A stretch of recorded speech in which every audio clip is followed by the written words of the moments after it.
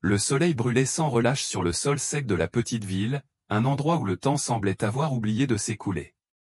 C'était le jour des enchères, l'événement le plus attendu du mois, où les notables de la région se réunissaient pour acquérir des taureaux, des chevaux et parfois, tout simplement des histoires. L'activité était intense. Des hommes coiffés de chapeaux, des bottes poussiéreuses, des voix fortes et des rires résonnaient sous le ciel clair. Mais au milieu du carré VIP, une silhouette presque invisible évoluait discrètement. Dolores, 70 ans, n'attirait pas l'attention. Les cheveux attachés en un chignon serré et un tablier taché de graisse, elle balayait le sol avec précision. C'était la 3e fois qu'elle travaillait à cette vente aux enchères, elle était embauchée pour cuisiner, servir et faire le ménage. Sa pension ne couvrait même pas la moitié des dépenses de sa petite propriété, héritée de son défunt mari, et les petits boulots étaient son seul moyen de subsistance. Bien qu'épuisée, elle sourit poliment, répondit « Oui, monsieur », et poursuivit sa mission silencieuse. Entre les plateaux, elle entendit des bribes de conversation. Le murmure s'amplifia lorsque le commissaire-priseur, un homme à la voix puissante, annonça un lot spécial de dernière minute. Un taureau maigre, aux côtes saillantes et aux yeux enfoncés, une bête clairement sans valeur. Les promus éclatèrent de rire. C'est pour faire de la farine d'os, s'est moqué l'un d'eux. Ce n'est même pas bon pour l'abattoir, s'exclame un autre. Le commissaire-priseur a insisté. Celui qui fait la meilleure offre gagne. Il peut commencer avec ce qu'il veut. Mais personne ne dit rien. L'animal, debout au soleil, tremblait légèrement. Il ne meuglait pas, il ne bougeait pas, il fixait simplement. Et c'est sur ce regard que Dolores fixa son regard quelques secondes, sans savoir pourquoi. Elle ne comprenait pas le bétail, il subvenait à peine aux besoins du jardin et de 3 poules, mais quelque chose s'éveilla en elle. C'était comme si ce taureau maigre au pelage noir représentait son propre sentiment d'abandon, de dédain et d'invisibilité aux yeux des autres. Poussée par l'impulsion ou par la compassion, elle s'approcha du corral improvisé, s'essuya les mains sur son tablier et dit d'une voix ferme. -10. Le silence fut instantané. Quelqu'un rit, mais le commissaire-priseur n'hésita pas. 10. Vendu. La foule applaudit avec sarcasme. Doña Dolores va ouvrir un abattoir, s'est moqué un jeune homme. Elle reprit sa dignité, ignorant les rires, et retourna au travail. À la fin de la journée, fatiguée et le dos douloureux, elle paya un chauffeur de camion qu'elle connaissait et emmena le taureau sur son petit terrain. Elle l'installa dans la vieille étable à côté du poulailler, ferma la porte et le regarda une dernière fois. Elle n'eut pas la force d'exprimer sa gratitude, mais son regard resta fixe. Dolores se détourna en silence, se doutant peu que ce regard serait le début de tout. Le thé refroidissait sur la table, intact. Dolores était assise sur la chaise en bois de la cuisine, les yeux rivés sur la fenêtre, où la lumière matinale commençait à peine à percer la grisaille du jour. Elle n'avait pas fermé l'œil de la nuit. L'image du taureau maigre, presque flasque, allongé sur la paille de l'écurie était comme une plaie ouverte dans sa mémoire. Elle ne comprenait pas pourquoi elle avait fait ça. D'Ireo, une impulsion, un regard. C'était désormais une responsabilité. Elle se leva lentement, ses genoux craquant comme du bois sec. Elle enroula son châle autour de ses épaules, but son thé d'un trait et traversa la cour à pas envers l'écurie. Dolores poussa la porte, et une odeur de paille humide et d'animal malade la frappa comme un triste souvenir. Le taureau était toujours couché au même endroit, il bougeait à peine. Son corps tremblait légèrement, et ses mêmes yeux semblaient maintenant encore plus ternes. Son pelage noir, poussiéreux et taché donnait à l'animal une apparence de profond abandon. Dolores resta là quelques secondes, le regard fixé, la gorge serrée. Puis, sans rien dire, elle arracha quelques touffes d'herbe près de l'étable et commença à les disperser autour du taureau. Elle y déposa un seau d'eau propre et, de la main, poussa doucement le museau de l'animal pour l'encourager. « Allez, mon fils, essaie au moins, dit-il à voix basse, comme s'il parlait à quelqu'un de très fragile. Le taureau lécha un peu d'eau avec difficulté, puis grignota l'herbe, mais sans appétit. Cela suffisait à réveiller quelque chose en elle. Ne sachant que faire d'autre, elle entra et prit le vieux téléphone à grosses touches. Elle appela Roré, un vieil ami de son défunt mari, vétérinaire dans la région. Elle lui demanda de l'aide. Il arriva 1 heure plus tard dans son pick-up usé et, en vrai professionnel, sortit sa mallette de fiole.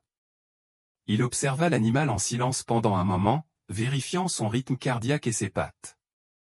« Écoute, Dolores, je vais être honnête avec toi.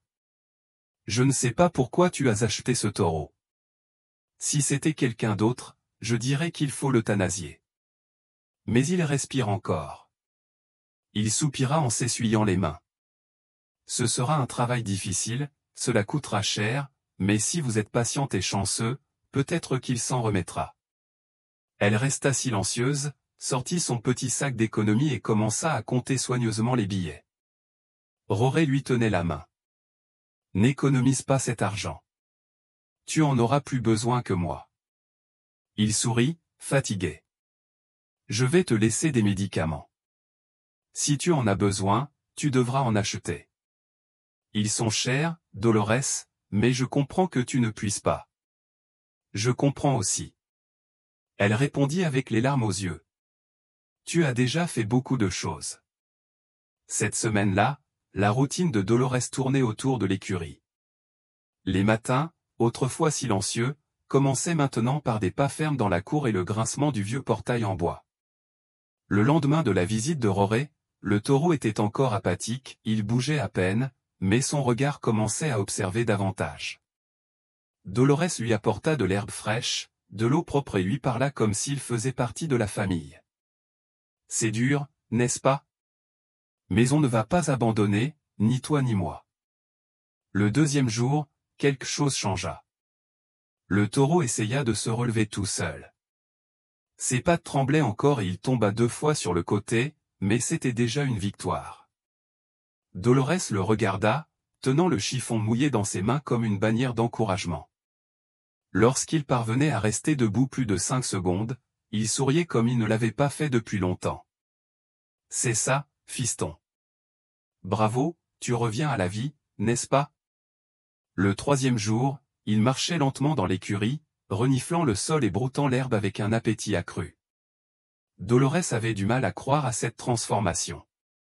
Sa peau semblait plus hydratée, ses yeux plus vifs, et son corps, bien qu'encore maigre, ne ressemblait plus au taureau mourant qu'il avait ramené de la vente aux enchères. Elle lui parlait davantage maintenant. Elle lui racontait des histoires, lui avouait ses peurs et se souvenait de ses enfants qui, avec le temps, s'étaient éloignés. « Moi aussi, on m'a oublié, tu sais? On m'a laissé de côté, comme toi. Mais regarde-nous. » Le matin du 4e jour, alors qu'il frottait le tissu plus fermement sur le dos du taureau, il remarqua quelque chose d'étrange. À l'intérieur de la cuisse arrière, presque cachée parmi des touffes de poils plus fins, il y avait une marque. Il essuya soigneusement le tissu, les sourcils froncés. C'était un dessin, n'est-ce pas? Un code? Un code barre. Tatoué avec précision, petit, propre, caché. Le cœur de Dolores battait plus vite. Cela ne collait pas avec un animal abandonné, méprisé de tous. Elle s'essuya les mains sur son tablier, entra dans la maison et décrocha le téléphone. Elle appela Roré. « Roré, pardonne-moi encore, mais j'ai trouvé quelque chose de très étrange ici. Peux-tu venir ici? » Il est arrivé peu de temps après. Il entra dans l'écurie d'un pas attentif, observa le taureau qui s'approchait lentement et curieusement, et écouta ce que Dolores lui disait. Il s'agenouilla près de l'animal et lui écarta soigneusement les poils, ses yeux se plissèrent. « J'ai déjà vu ça, de race pure, venant de grands élevages, mais ça ne rentre pas dans celui-ci. » Il sortit son téléphone portable de sa poche, prit une photo et fixa l'écran en silence pendant quelques secondes. « Je vais enquêter. Selon ce que je découvre, cela pourrait être plus important qu'on ne le pense. » Sur ce, il partit. Elle hocha la tête avec gratitude. De nouveau seule, Dolores s'approcha du taureau, le caressa tendrement entre les oreilles et murmura. « Qu'est-ce que tu caches, hein? » Le taureau vient de fermer les yeux, comme quelqu'un qui garde un secret qu'il ne peut pas encore révéler. Cela faisait 2 semaines que Dolores avait ramené le taureau à la maison. Et si on lui avait dit qu'un animal dans cet état pouvait se rétablir aussi vite, elle ne l'aurait pas cru. Mais il était là, debout, ferme, sa robe noire brillait maintenant dans la lumière matinale, ses côtes moins visibles, le regard alerte, comme celui d'une créature qui aurait de nouveau rêvé. Dolores, assise sur une bûche près de l'abri, observait distraitement les 3 poules gratter autour du porche. Le taureau broutait lentement non loin. Il semblait à l'aise, comme si cet endroit avait toujours été son foyer. Elle le regarda tendrement et fronça les sourcils. Soudain, elle réalisa qu'elle ne lui avait jamais donné de nom. Il n'était que, le taureau, le pauvre. Elle se leva lentement, s'essuya les mains sur son tablier et s'approcha de la porte de la grange. « Châtaigne » murmura-t-elle en le regardant dans les yeux. « Je trouve que Châtaigne te va bien. » Il leva la tête comme s'il comprenait. Dolores sourit et s'apprêtait à ouvrir la portière pour le caresser quand le bruit caractéristique d'un pick-up résonna. Il se retourna juste à temps pour voir la vieille voiture de Rory garée devant la cour, soulevant la poussière. Il sortit de la voiture, le visage crispé, presque trop sérieux. Il s'approcha, parlant maintenant de loin.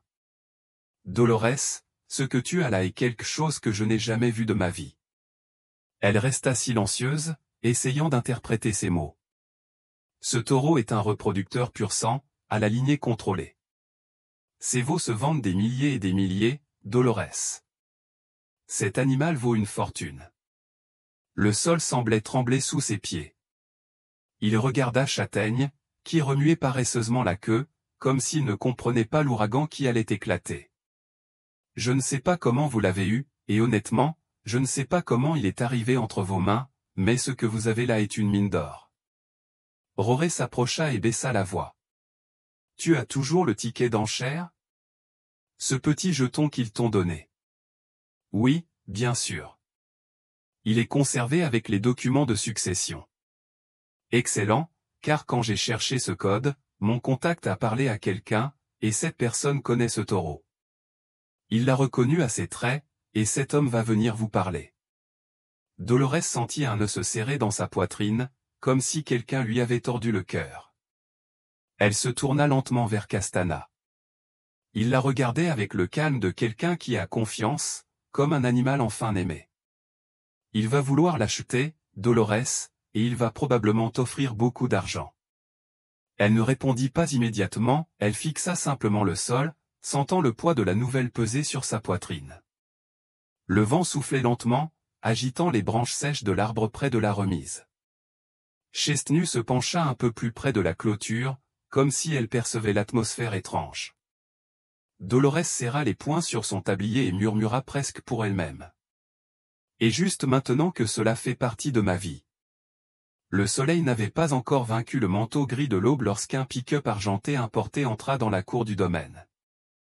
Un homme vêtu de noir en sortit, une chemise noire soigneusement repassée, un pantalon moulant, de belles bottes en cuir et un chapeau qui lui cachait partiellement le visage. C'était une figure d'autorité silencieuse, habituée à ne pas demander la permission d'être là où elle était. Depuis la fenêtre de la cuisine, Dolores essuyait la dernière vaisselle avec un torchon usé. Elle observa la scène et sentit son estomac se nouer. Elle s'essuya rapidement les mains, rajusta son tablier et sortit sur le porche. L'homme s'avançait déjà vers elle d'un pas ferme. « Bonjour, » dit-il d'une voix grave mais polie. « Tu es Dolores. »« Oui, c'est moi. »« Et toi, si je ne me trompe pas, tu es le propriétaire du taureau que j'ai acheté presque par hasard. » Il sourit légèrement, presque avec tristesse. « Apparemment oui. Un ami de votre vétérinaire, Rory, m'a dit que vous aviez trouvé un taureau en très mauvais état, que vous l'aviez acheté pour quelques pièces et que vous en aviez pris soin. » « Oui, j'ai pris soin de lui. Enfin, j'ai fait ce que j'ai pu. »« Puis-je le voir ? » ?»« Bien sûr, il est là, dans le hangar. » Dolores le conduisit à l'écurie. Chestnut était debout, mâchant tranquillement l'herbe qu'elle lui avait apportée quelques minutes auparavant. L'homme l'observait en silence, les mains sur les hanches, le regard attentif, comme quelqu'un qui évalue au-delà du visible. Oui, c'est lui. Elle hocha nerveusement la tête. Ils restèrent silencieux quelques secondes. Puis il demanda. Tu vis seul ici? Seul. Je n'ai que 3 poulets châtaignes. Il la regarda avec surprise. Châtaigne? Oui. J'ai décidé de lui donner un nom. Il s'est battu pour sa vie. Ça ne me semblait pas juste de l'appeler simplement Bulle. Daniel sourit. Cette fois, un sourire sincère. C'est curieux. Ces animaux sont élevés pour faire des nombres. Ils sont marqués, catalogués, vendus, ils ne reçoivent ni nom ni caution. Eh bien, celui-ci en a eu un, dit-elle fermement. Il prit une profonde inspiration. Ce taureau a été volé dans ma ferme il y a plus de 2 ans par un gang. Je n'ai plus jamais eu de ses nouvelles. Et, pour être honnête, dans mon esprit, il était déjà perdu. Il n'était qu'une perte financière. Mais pour toi, il est devenu autre chose, il est devenu un membre de la famille, répondit Dolores sans hésiter. Daniel ôta son chapeau, pensif. Ce ne serait pas juste de vous l'enlever maintenant, mais pour résoudre cela de la meilleure façon possible, je veux vous proposer quelque chose. Elle le regarda avec inquiétude. J'emmène Chestnut régulièrement chez le vétérinaire pour extraire son sperme. Il continue de vivre avec vous, et en échange, je vous verse une généreuse somme mensuelle, suffisante pour qu'il vive bien et dignement. Tant qu'ils ne lui font pas de mal, ils ne le feront pas promis. Ils se serrèrent la main là, sous le soleil levant, et ce matin-là, quelque chose changea à jamais. Dolores n'eut plus jamais à se soucier des factures, le chakra revint à la vie et la remise reçut une nouvelle couche de peinture. Castana devint presque un symbole local, le taureau survivant. Et Daniel, au fil du temps, devint plus qu'un partenaire, il devint un ami. De temps en temps, elle venait prendre un café. Elle parlait de la vie du bétail et de Castana. Parfois, tout ce dont on a besoin, c'est d'un peu d'attention, d'un geste de compassion et d'un nom. Dolores n'a pas seulement acheté un taureau, elle a sauvé une vie, et, sans le savoir, elle aussi a été sauvée. Avez-vous vécu une expérience similaire? Avez-vous accueilli quelqu'un ou un animal et senti que cela transformait votre vie? Si cette histoire vous a touché, aimez la vidéo, abonnez-vous à la chaîne et partagez-la avec quelqu'un qui a besoin d'espoir aujourd'hui. Et dites-moi dans les commentaires, de quel côté du monde vous écoutez cette histoire? Je veux savoir jusqu'où cette émotion vous touche.